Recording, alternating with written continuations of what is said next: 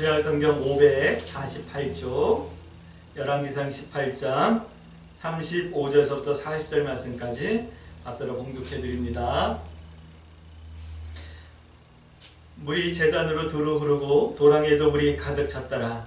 저녁 소재 드릴 때에 이르러 선지자 엘리야가 나아가서 말하되 아브라함과 이삭과 이스라엘의 하나님 여호와여, 주께서 이스라엘 중에 하나님이신 것과 내가 주의 종인 것과 내가 주의 말씀대로 이 모든 일을 행하는 것을 오늘 알게 하옵소서. 여호와여, 내게 응답하소서. 내게 응답하소서. 이 백성에게 주 여호와는 하나님이신 것과 주는 그들의 마음을 돌이키심을 알게 하옵소서 하며, 이에 여호와의 불이 내려서 번제물과 나무와 돌과 흙을 태우고 또 도랑에 물을 핥는지라. 모든 백성이 보고 엎드려 말하되 여호와 그는 하나님이시로다. 여호와 그는 하나님이시로다 하니, 엘리야가 그들에게 이르되 바알의 선지자들 잡되 그들 중에 하나도 도망하지 못하게 하라 하며, 곧 잡음에 엘리야가 그들을 기손 시내로 내려가서 거기서 죽이니라. 아멘. 우리 서로 인사합니다. 참 잘 오셨습니다.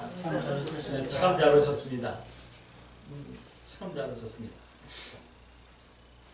오늘 함께 나눌 열왕기상은 사무엘하와 이어지는 말씀이에요. 사무엘상은 사무엘이 태어나고 사울이 왕이 되어지며 다윗과 갈등하다 사울이 길보아 전투에서 전사하는 내용이 사무엘상이고, 사무엘하는 다윗이 왕이 되어지고 다윗의 나라가 번성하며 다윗이 죽는 때까지가 사무엘하였어요. 우리가 지난주에 사무엘하까지 말씀을 나눴고, 오늘은 이제 열왕기상을 나누는데, 열왕기상은 이제 다윗이 죽고 솔로몬이 왕이 되어지는 과정. 그 과정에서 이제 몇몇 선지자들을 소개하면서 하나님의 말씀이 이어져 나가고 있어요. 근데 열왕기상을 보면 이제 솔로몬 시대의 말에 가가지고 이스라엘이 남북으로 나뉘어지게 돼요. 북쪽 이스라엘과 남쪽 유다로 이제 나뉘어지게 되는데, 그 나뉘어지는 과정 가운데서 하나님께서는 이 성경을 이렇게 구성을 하고 있어요.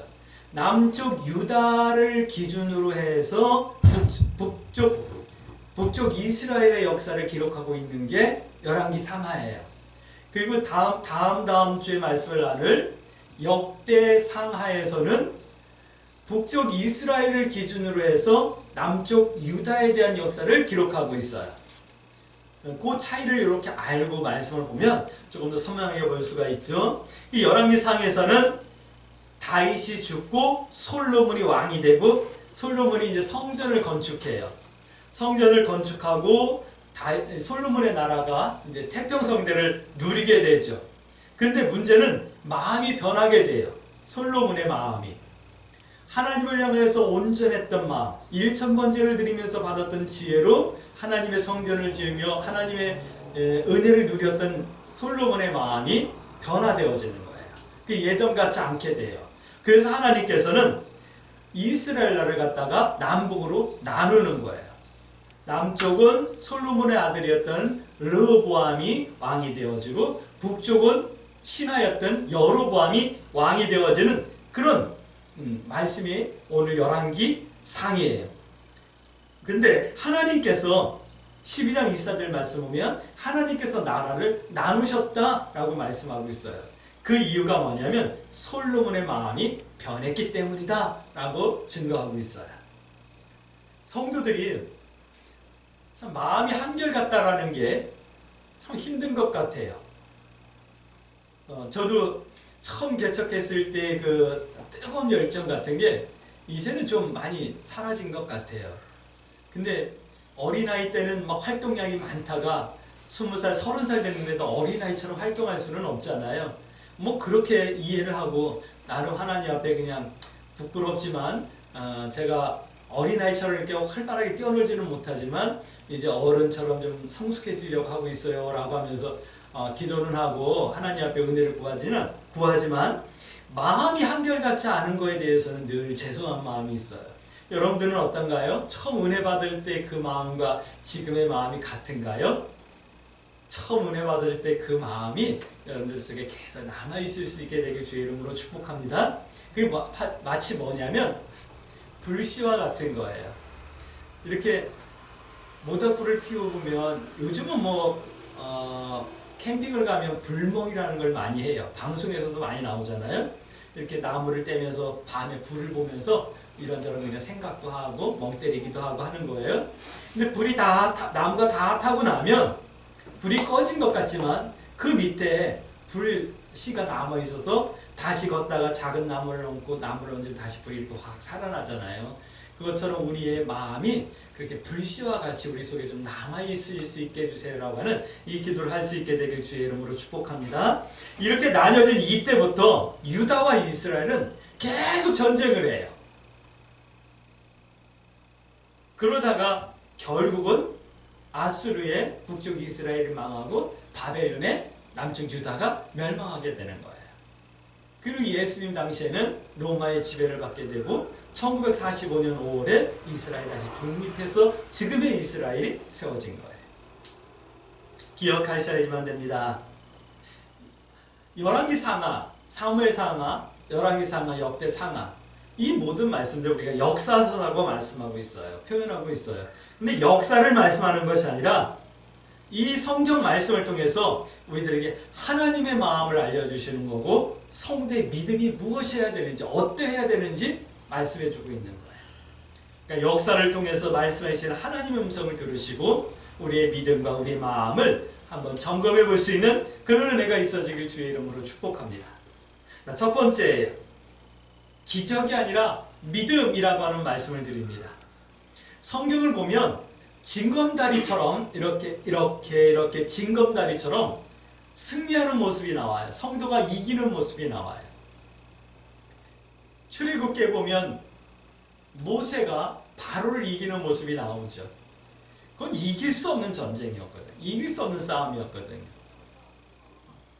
바벨로니아라고 하는 나라는 사실 그 당시에 굉장히 강력한 나라였어요. 그런 나라의 왕과 모세가 가서 이렇게 뭔가 요구하고 타협을 하고 협상을 해가지고 한 민족을 데리고 나온다라는 것은 이것은 상식적으로 불가능한 일. 그건 있을 수 없는 일이에요.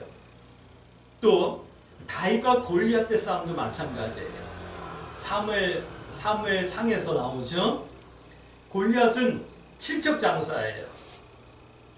키가 2m, 12m, 20대는 큰 우리보다 머리 위에 이만큼이나 더 키가 있는 그런 사람이에요. 창이 배틀채 같아가지고 보통 사람은 그걸 들기도 쉽지 않은 그런 큰 창을 들고 싸우는 그런 장군이었는데 소년 다윗이 이기는 거예요. 이거는 이길 수 없는 승리죠. 그리고 오늘 본문에도 나오는 엘리야와 바알과 아세라 선지자 450명과의 이 갈매산 기도 싸움도 사실 이길 수 없는 싸움이에요. 바알과 아세라 선지자는 그 시대의 국가 권력을 우리말로 표현할게요. 살아있는 권력을 등에 업고 있는 그런 사람들이었거든요.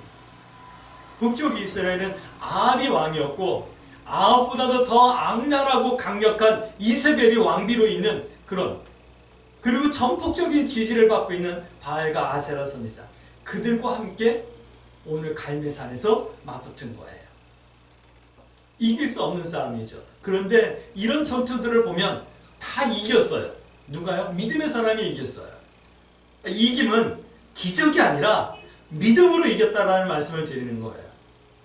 상식과 기술로는 이길 수 없는 전쟁. 그러나 이기하신 하나님, 이 하나님이 오늘 우리의 하나님이신 거예요. 할렐루야. 우리 모두 다 이길 수 없는 싸움을 하고 있어요. 다 한 사람씩은 다 있을 거예요. 어떤 이들은 너무 삶이 공부하고 힘들어서 졸음을 못 이기긴 할 거예요. 졸음 못 이기고 끄떡끄떡 졸잖아요. 어저께 저녁에 왜 이렇게 졸리는지 저녁에 이제 교회에서 하루 종일 있다가 집에 올라가가지고 이제 저녁을 먹고 나면 제가 꼭 8시 뉴스를 보거든요.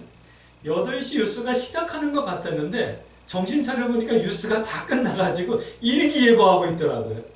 그냥 30분 동안 그냥 정신없이 졸은 거예요. 소파에 앉아가지고.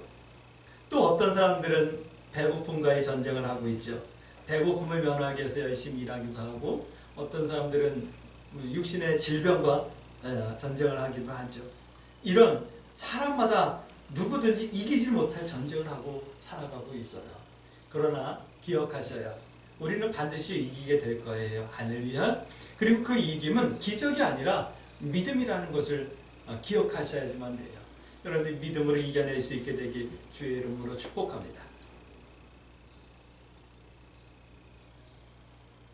가끔은 그런 생각이 들어요. 오늘 모처럼 좀 신세 타령을 한번 해볼까요? 그냥 다 내려놓고 그냥 산에 올라가가지고 하나님과 그냥 기도하며 살고 싶은 그런 생각이 들 때가 있어요. 그렇지만 주어진 사명이 아직까지 있는 걸 알기에 하나님 앞에 기도하며 사실 버티고 있어요. 삶이 이렇게 공고하더라고요. 근데 보면 어릴 적부터 그랬던 것 같아요. 어릴 적부터 항상 이런 어떤 포기하고 싶은 그런 마음이 너무너무 클 때가 너무 많았었어요. 고등학교를 입학할 때, 또 고등학교를 자퇴하고 검정고시를 볼 때, 처음 세상에 나왔을 때, 신학을 하기로 결정했을 때, 또 신학을 다니면서 학비가 없어가지고 하나님 앞에 기도할 때, 결혼했을 때, 또 결혼했는데 아이가 요만하게 태어나가지고 중환자실에 들어가가지고 있을 때, 목회를 해서 개척을 할 때, 개척을 하고 성도 때문에 신용불량자가 될 때, 또 교통사고로 인해서 뭐 집이나 이런 게 다 날아가고, 보험회사에서 구상권을 청구해가지고 아무것도 할 수 없이 이렇게 묶여있는 이런 일들 보면은 순간순간 포기할 수밖에 없는 그런 상황이었지만, 하나님께서 주신 은혜 때문에 지금까지 살아왔는데 앞으로도 하나님께서 이기게 하실 줄 저는 믿어요. 그래서 늘 감사가 내 속에 있기를 소원하며 하나님 앞에 기도한답니다. 여러분들 기적이 아니라 믿음이라는 것 여러분들 기억하셔요. 내 삶이 변하는 것은 기적이 아니에요. 내 삶이 변하는 것은 믿음이에요. 내가 이기는 건 기적이 아니라 믿음이에요. 그러므로 하나님 앞에 믿음을 주세요라고 기도할 수 있게 되길 주의 이름으로 축복합니다. 오늘 갈멜살 전투, 이길 수 없는 전쟁이지만 하나님께서 이기게 하시는 거예요. 성도는 하나님의 승리를 누리는 이김을 누리는 그런 사람들이에요. 이 누림은 하나님과 하나님의 것을 바라보고 신실한 믿음으로 순종할 때만이 누릴 수 있는 거예요. 축복합니다. 우리 광주 세술교 성도들이 이 승리를, 이김을 누릴 수 있게 되길 주의 이름으로 축복합니다. 기억하셔야지만 돼요. 두 번째, 좋은 게 아니라는 거예요. 여로보암은 북쪽 이스라엘의 왕이에요. 솔로몬으로부터 나라를 반쪽을 이렇게 나눠서 차지하게 된 북쪽 이스라엘 왕이거든요. 이 사람은 남북으로 이렇게 나눠지자 마음이 조급해졌어요.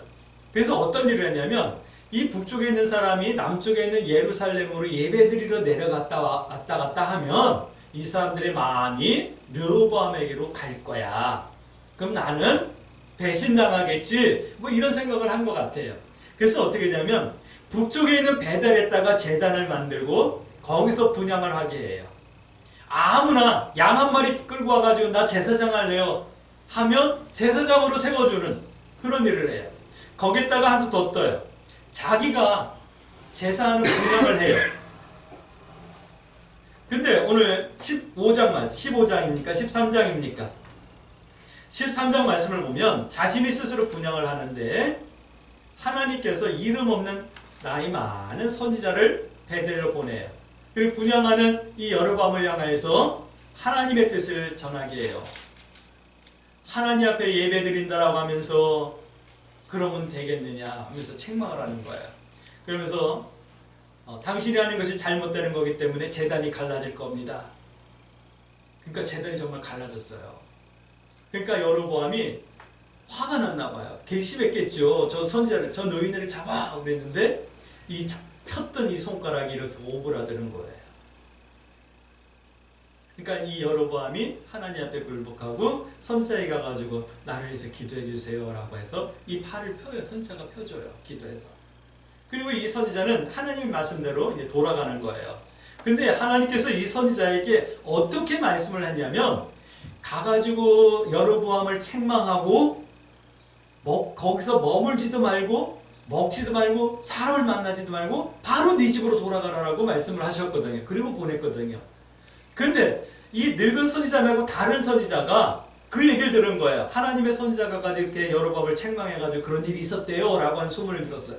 그러니까 이 다른 선지자가 이름이 안 나와서 다른 선지자라고 그러는 거예요. 뭐 경훈이가 뭐 있으면 경훈이라고 할 텐데 이 다른 선지자가 가가지고 그 나이 많은 이름 없는 선지자를 만나가지고 하나님께서 내게 나타나셔서 말씀하셨는데 선지자를 우리 집으로 초청해서 대접을 하라고 했어요 라고 하는 거예요.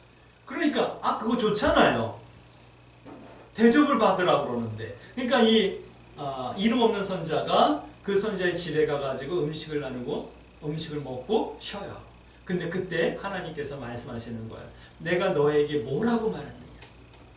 내가 너에게 어떻게 지시하였느냐? 그 얘기를 듣고 이름 없는 선지자가 나와서 집으로 가는데 사자가 그 선지자를 죽여요. 근데 이 사자가 그 선지자의 시체는 해하지 않고 타고 가던 당나귀도 나귀도 해치지 않아요.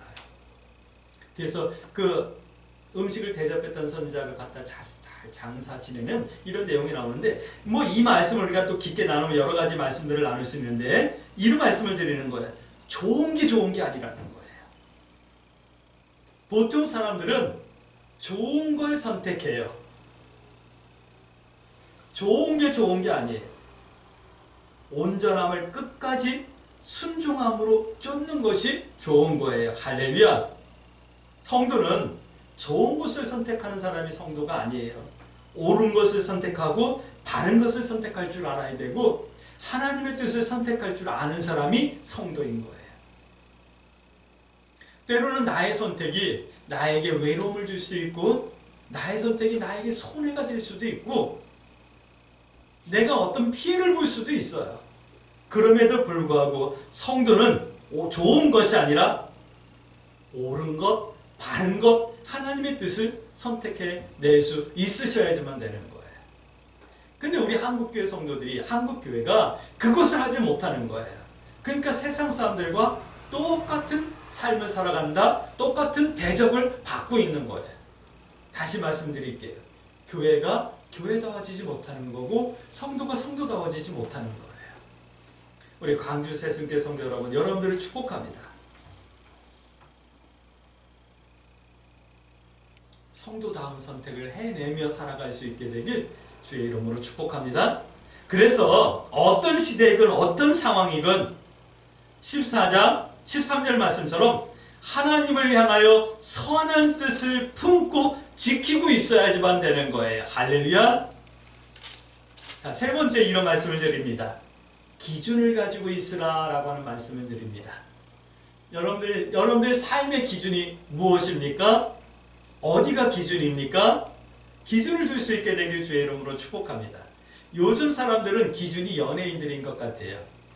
혼자 사는 청년들은 연예인들이 혼자 살면서 이렇게 요리를 해먹고 친구들을 불러서 파티를 하고 하는 그런 것들을 꿈꾸는 것 같아요. 다 로망이 있겠죠. 그렇죠? 그러나 그게 삶의 기준이 아니죠. 삶의 기준은 그게 아니에요. 이렇게 요리를 만들어가지고 먹고 놀고 즐기고 파티하는 것이 삶의 기준이 아니라 우리 성도들의 삶의 기준을 좀 다를 수 있게 되길 주의 이름으로 축복합니다. 성경은 우리들에게 기준을 말씀해 주고 있는 거예요. 그래서 성경을 카논이라고 그래요. 그 말은 잣대라고 하는 말씀이에요. 성경은 기준이에요. 우리 인생의 기준, 우리 마음의 기준, 우리 생각의 기준, 우리 삶의 기준이 바로 성경인 거예요. 이 기준이 있어야지만 벗어났다가 돌아올 수 있는 거고 이 기준이 있어야지만 옳고 그름이 무엇인지 알 수 있게 되는 거예요. 근데 성경은 그 기준을 말씀해주고 있는 거예요. 그래서 우리 성도들은 성경을 가까이 하고 늘 읽고 묵상할 수 있어야지만 돼요. 근데 오늘 열왕기상에서는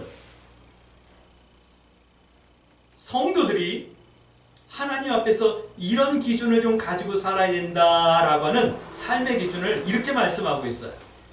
14장 4절 말씀 보면 솔로몬의 마음이 성전을 건축하고 나라가 태평성대를 누르니까 좀 변했다라고 말씀하고 있어요. 그래서 그 변함을 어떻게 표현하냐면 이렇게 표현하고 있어요. 솔로몬의 마음이 다윗과 같지 않았다.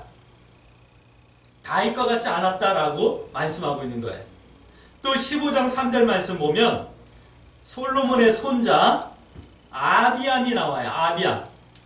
이 사람을 향하여서 하나님께서 뭐라고 성경이 증거하냐면 조상 다윗의 마음과 같지 않았다. 하나님 앞에 온전하지 못했다. 라고 말씀하고 있어요. 그러면 여러분들 알겠죠? 우리의 기준과 우리의 마음의 기준은 다윗의 마음이어야 된다라는 거예요. 또 성경이 말씀하시는 기준은 14장 8절 말씀 보니까 다윗이 하나님의 명령을 전심으로 따른 것, 이것을 기준으로 말씀하고 있는 거예요. 신약에서는 이 말씀을 또 이렇게 표현하고 있어요. 빌립보서 2장 말씀 보니까, 빌립보서 2장 5절 말씀 보니까 너희 속에 이 마음을 품으라 곧 그리스도 예수의 마음. 오늘 우리에게 주시는 내 마음의 기준이 예수님의 마음이고 다윗이 하나님을 향해서 온전했던 것 같은 온전함이라고 하는 말씀을 하는 거예요. 이 기준이 내 삶의 기준, 우리 광주 새순교 성도들의 기준이 되어질 수 있게 되길 주의 이름으로 축복합니다. 신앙생활이란 예수님의 삶의 내용과 방법을 배우고 예수님을 기준으로 살아 내 삶을 변화시키는 것이 신앙생활인 거예요. 그럴 때 성도는 세상에서 이기게 되는 거예요. 죄를 이기고 소욕을 이기고 나아가 죽음마저도 이기고 영생을 얻게 되는 것이 승리인 거예요. 축복합니다. 어쩔 수 없는 나, 연약한 나, 이길 수 없는 세상에서의 싸움을 이기게 하시는 하나님의 승리를 누릴 수 있는 광주 새순교 성도들이 되어지길 주의 이름으로 축복합니다. 그러므로 하나님 앞에 기도해야 되겠죠. 하나님, 내가 하나님의 것을 바라보고 하나님만을 순종하며 누리는 하나님의 승리를 누리는 성도의 삶을 살 수 있게 해주세요. 그러기에 좋은 게 좋은 것이 아니라 옳은 것, 바른 것을 선택해 나갈 수 있는 믿음의 용기와 담대함을 주시고 오늘 말씀처럼 예수 그리스도의 마음을 품고 다윗처럼 온전한 성도의 삶을 살아낼 수 있도록 인도해 주세요. 이렇게 기도하며 이 한 주간도 믿음의 선택을 두려워하지 마시고 하나님 뜻 행하기와 하나님 편에 서기를 부끄러워하지 아니하며 하나님의 승리를 함께 누리는 승리하는 성도에 대해 삶이 되어질 수 있게 되길 주의 이름으로 축복합니다. 아멘.